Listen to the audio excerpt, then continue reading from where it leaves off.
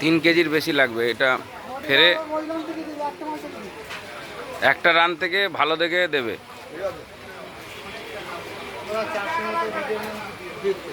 3 কিলোর উপরে হবে। হ্যাঁ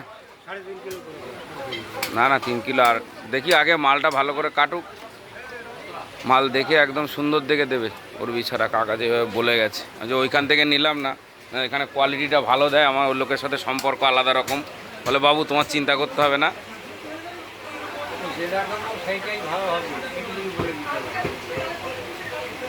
এটা কি পেছনের রান তো?